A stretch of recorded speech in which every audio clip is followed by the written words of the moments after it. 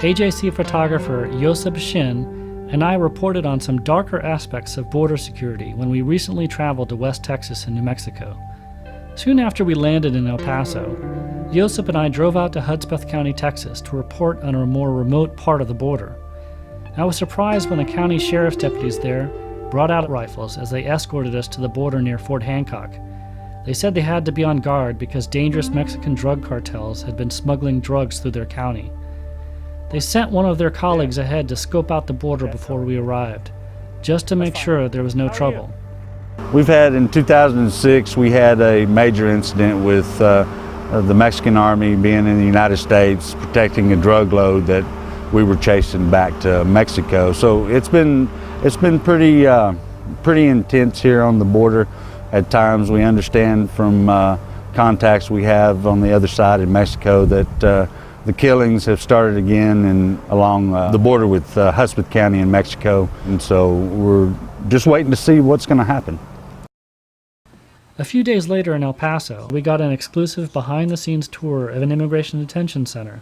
There were more than 700 people being held there that day. They came from across the United States and around the globe. Most come from Mexico, but some come from China, England, Germany, India, Jamaica, Nigeria.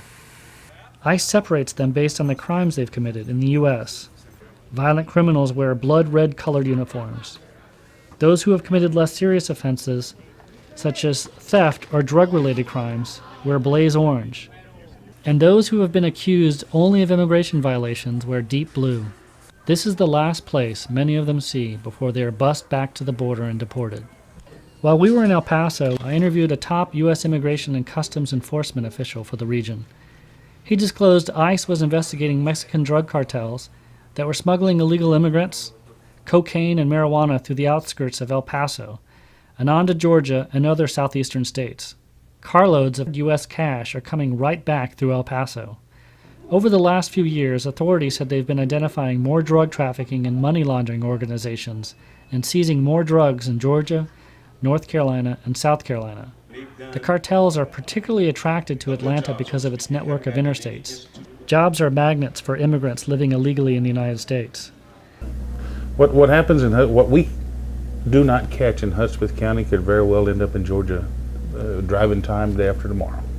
After spending several days in the El Paso area, I learned how desperate and dangerous border security really is, and that there are broad implications for Georgia. There's no easy fix for this problem.